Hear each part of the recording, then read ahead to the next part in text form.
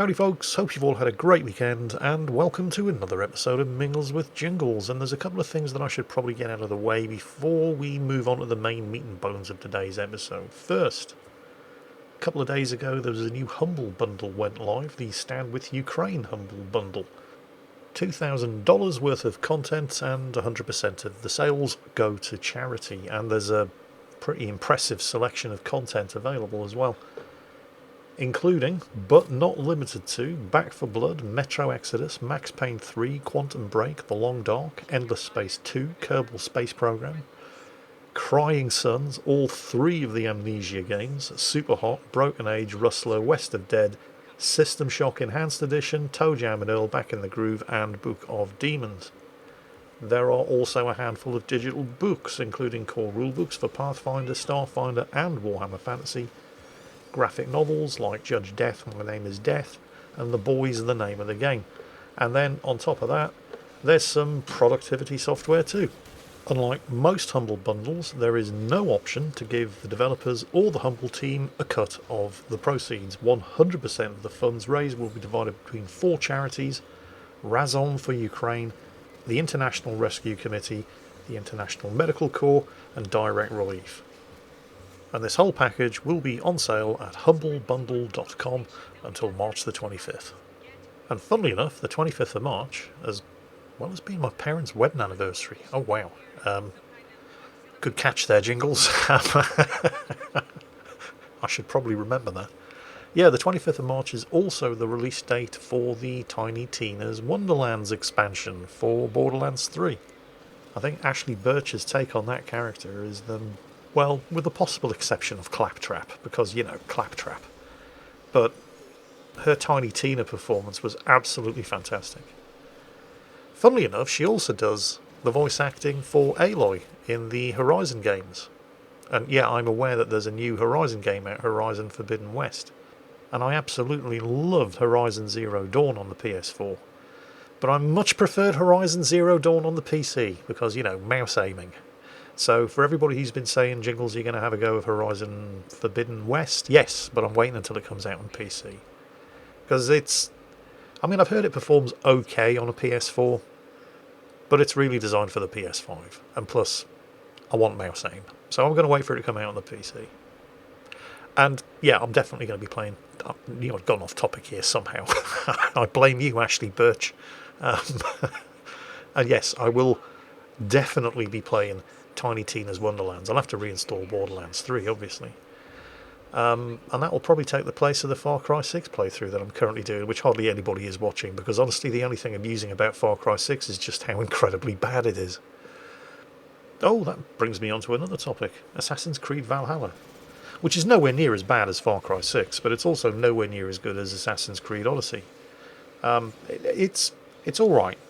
I quite liked Assassin's Creed Valhalla, while just mourning the fact that it wasn't as good as Assassin's Creed Odyssey. But hey, being not quite as good as Assassin's Creed Odyssey is no bad thing. So, you're probably aware there's a new expansion out for it. You're probably not aware, but there is a new expansion out for it. And I was given the opportunity to get my hands on it a week before it went on sale. And that was like a week ago when it went on sale. 2 weeks ago when I got my hands on the preview version, which was basically, I don't think they changed. If there was anything that was changed between the preview version that I had and the day one release version, then I didn't notice. Minor bug fixes maybe, but you'll probably notice that in that 2 week period I haven't done any videos on the new expansion for Assassin's Creed Valhalla. And the reason for that is because it wasn't bad. It absolutely definitely was not Far Cry 6 levels of bad. But it wasn't really Assassin's Creed Valhalla levels of good either, because there was some really stupid things in there, stuff that made absolutely no sense whatsoever. Some terrible writing, and some really good, nice new game mechanics, all kind of mixed together into the same pot, which basically meant that the whole thing achieved a nice sort of bland level of mediocrity without being particularly good or particularly terrible. In other words, it's all just kind of a bit Having said that, though, if you did enjoy Assassin's Creed Valhalla and you don't really care too much about plot and writing and dialogue, then you'll probably enjoy this new Dawn of Ragnarok expansion. Like I said, there are some nice new features. There's a new magical item that you're going to be spending most of the expansion leveling up because of the new powers that it gives you. And it does add a new element to the gameplay in that respect. It is pretty good. Unfortunately, it is all set in Valhalla. And, well, your mileage may vary on this one, but I personally found the whole Valhalla sections of Assassin's Creed Valhalla to be the weakest part of the original game. But if you don't care about any of that, then yeah, sure, go ahead and get it. As long as you don't mind being treated like an utter imbecile by the plot and the writing and the dialogue. Hang on a minute, Jingles. I'm an eaten bitter. Far Cry 6's plot, writing and dialogue treats you like an utter imbecile and you're still playing that. Well, yeah, I know. This may seem like a bit of a contradiction, but Far Cry 6 really leans into the stupid. In a way that makes it funny. Completely unintentionally, of course. Assassin's Creed Valhalla Dawn of Ragnarok does not. It's still trying to take itself seriously, while in many places being just as stupid as Far Cry 6. I'll give you a couple of examples. Minor spoilers here, but not really, because this all happens like right at the beginning. I mean, in the first 10 to 20 minutes. So, Ubisoft's own wiki describes the plot thus. In a stunning world of Norse myth, invaders of frost and flame threaten the fate of the Nine Realms. The dwarven kingdom of Svartalfheim is crumbling, and amidst the chaos, Odin's beloved son Balder has been taken prisoner by the immortal fire giant Surtur. And that is all basically related to you in the first couple of minutes by Balder's mother. Who's not your wife, by the way, because, you're Odin, and he's a dirty old bastard. So you're on Balder's trail, cutting down fire giants left, right and centre, while Balder's mother just whines and bitches and complains and basically blames you for everything. I mean, Balder was in her care, but he's been captured and it's your fault. Now, she's supposed to be a sympathetic character. And I know she's supposed to be a sympathetic character because, again, minor spoilers, in the first 20 minutes when she gets killed, Odin himself, the character you're playing, Eivor's alter ego in Valhalla, is heartbroken with grief. I, of course, was not. I was actually quite happy that I didn't have to listen to her complaining and blaming me for everything anymore. I mean, I get that she was frantic with panic and worry because her son had been kidnapped and was probably being tortured, but there are ways of writing sympathetic characters, and apparently nobody at Ubisoft knows how to do it. Also, again, in the first 20 minutes, you face off against the king of the fire giants, Surtur, and you kick his arse. I mean, you ruffle stomp him into the ground. And as soon as you've done that, which I thought at the time was a little strange because he's supposed to be the big bad of the whole expansion, and I've just kicked his arse in the first 20 minutes, a cutscene happens.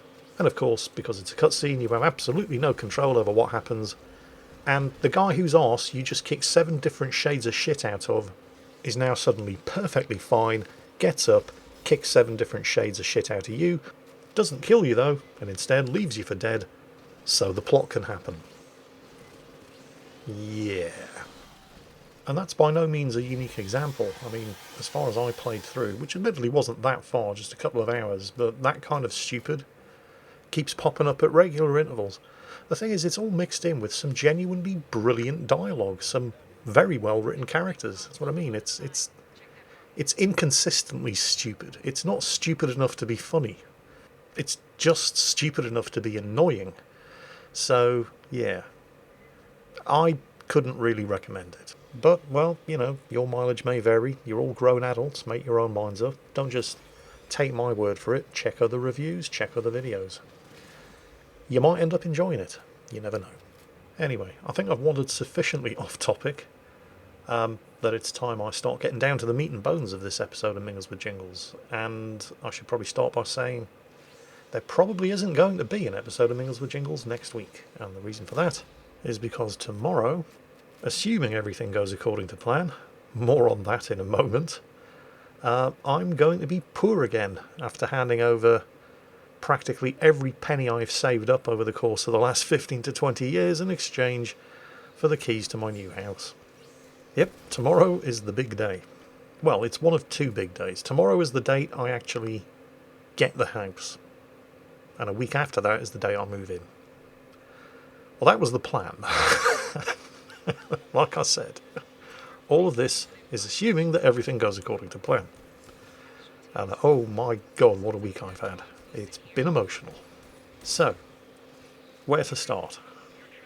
Just over a week ago, I was emailed by my solicitor telling me that they were ready to move forward subject to my approval, and big old document summarising everything. And I spent a good few hours reading through it and said, yeah, this all looks fantastic, please go ahead. They said, we're going to need 5 working days because reasons. So when would you like to complete? So I said, okay, fine. Well, why don't we give them all of next week, i.e. last week, and then we'll complete everything on the 22nd. Tuesday, tomorrow. Fine, she said. And I thought, fantastic, things are moving. Wow, they're actually starting to move way, way faster than I had anticipated. And more on that in a moment. So, the weekend goes by. This was last weekend when I broke the news that I was going to be getting the keys on the 22nd. And then on Monday, the day that last week's episode of Mingles with Jingles went up, I get another email from the solicitor saying she's really, really sorry, but the seller's solicitors, the lawyers representing the person I'm buying the house from, had not done something. Doesn't really matter what that something is. It meant that we were going to have to move the completion date. Now, that wouldn't normally have been a problem if I hadn't already taken steps to prepare getting the keys to the new house on the 22nd.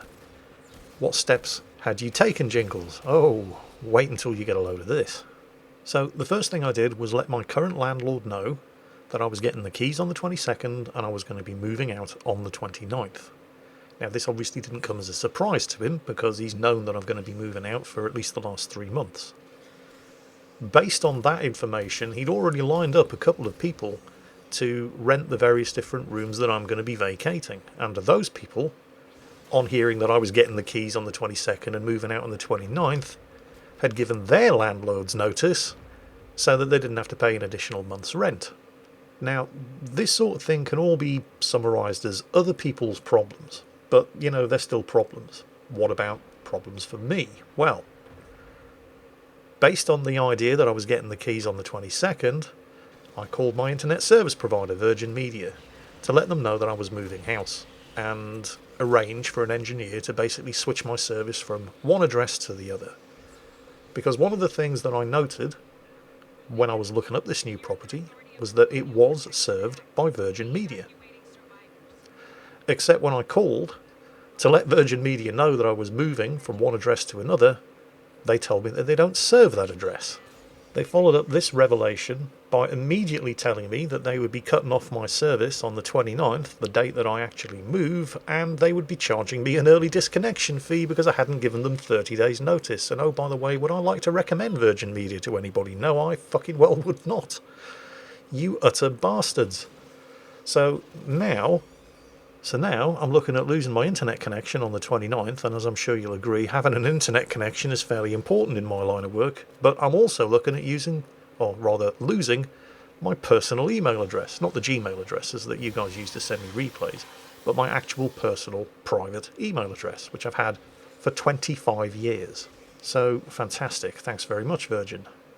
So, after dealing with that bombshell, I log on to this website called comparethemarket.com, where they compare and contrast the services provided by various different broadband providers. So I put my new postcode in and I looked up who does actually serve my new address, and there were only 2 companies. And guess what one of them was? Virgin Media.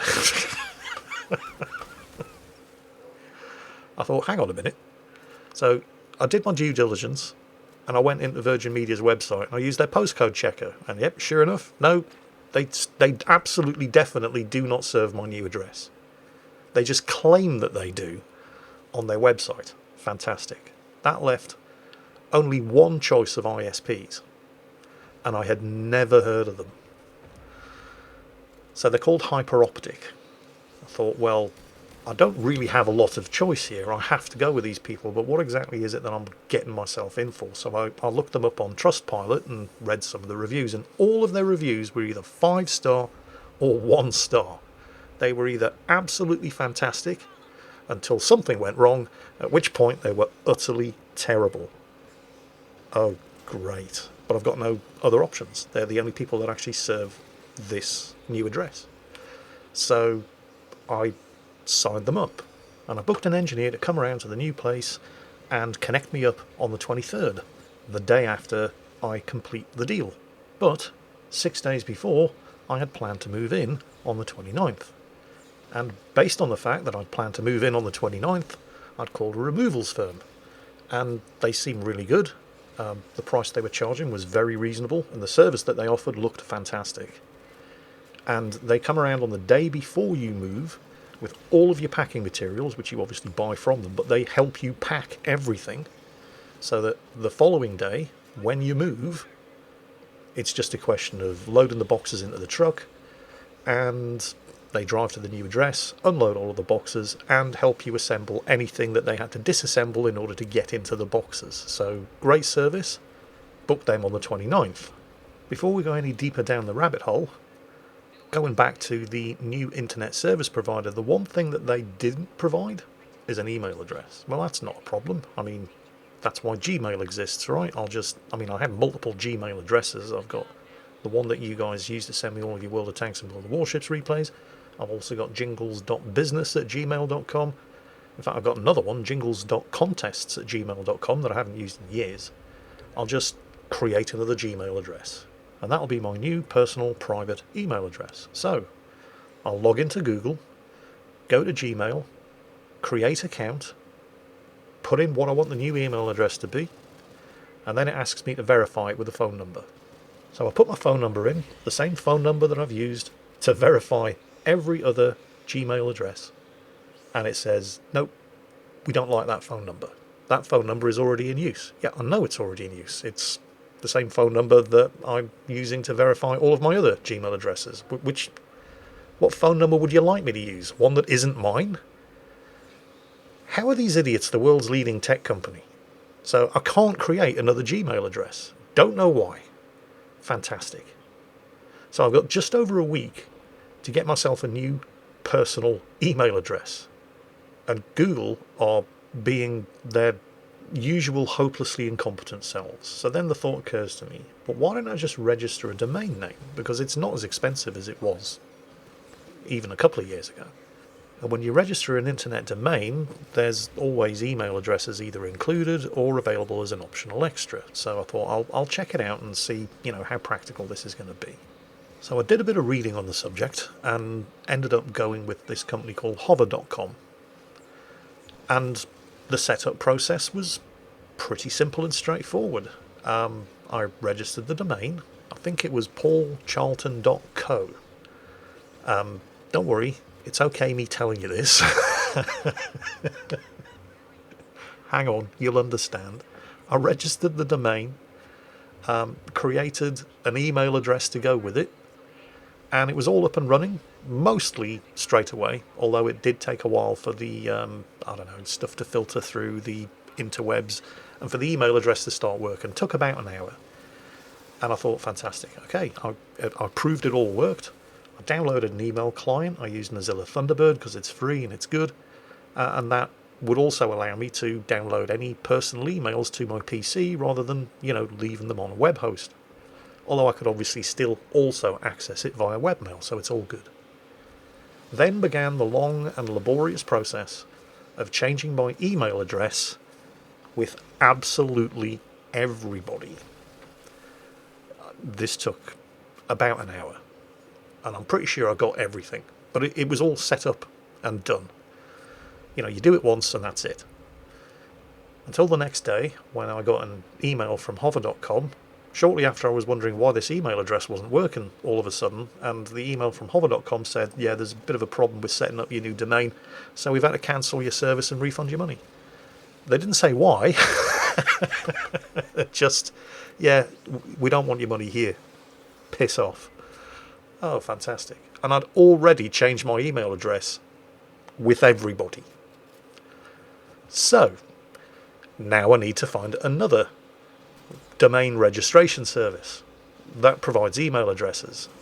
And that's when I noticed Google Domains. Now, yes, I probably should have seen this one coming a mile away because it's Google. But at the time I was thinking, I've just been given the runaround by one domain registration service. Google isn't going anywhere. They're the biggest tech company in the world. So, fine.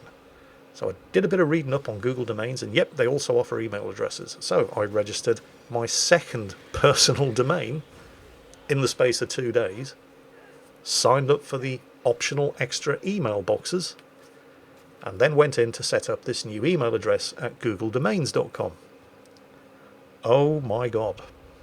So, do you remember when I was trying to set up an additional Gmail address as my personal email address, and it wanted any phone number other than mine to verify the creation of the new email account? Yeah? So, I've got this new Google domain, and I'm trying to add an email account to it. And in order to do that, you have to sign into Google Admin.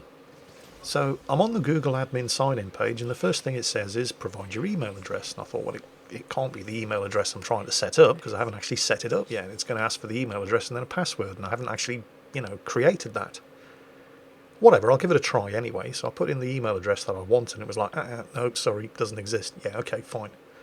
So the only other email addresses I have that Google knows about are my Gmail addresses, because it's Gmail, it's Google. So I'll try to sign in to my existing admin account with my existing Gmail email addresses. Ah, no. Sorry, user already exists. Well, I know. My God, how are these clown shoes the world's leading tech company? Suffice to say, trying to set up an email inbox with Google Domains was an utter fucking failure. It was just Google, basically. So I'm all the way back to square one. I now need to try to find a third domain name registration service. Unfortunately, it was third time lucky. I went with this company called fasthosts.com, and the setup process was absolutely fantastic, and everything was up and running in about 15 minutes, complete with a brand new personal private email address. Finally. The only problem now, of course, aside from having to go ahead and change my email address with the entire world again, was that right after I'd gone through all of this hassle, I got an email from my solicitor saying that the seller's solicitor hadn't done something, which meant that the whole contract completion date was going to have to be pushed back. And I've got an ISP engineer coming around to connect me the day after I'm supposed to be getting the keys. I've got a removals firm coming to move me out and into the new property, and deposits have been paid a week after I'm supposed to be getting the keys, and my landlord has already told other people that they're free to move in from the 29th, and they've already told their current landlords that they won't be paying rent for the next month because oh shit. So I had all of this to deal with in the first 2 days of last week. But then I thought, hang on a minute. She said in her email, and I didn't notice this at first because I was in shock, but she'd said in her email that because of whatever it was that the seller's solicitors hadn't done, we were going to have to move the completion date on the contract to the next week. Hang on. So I sent her an email back, and it can basically be summarised thus. I was polite, don't worry. So, spell this out for me here. I mean, treat me as if I'm an absolute idiot and just don't understand. Because you're saying that we're going to have to move the completion date to sometime next week. And we planned for the completion date to be on the 22nd. The 22nd is sometime next week. What's going on?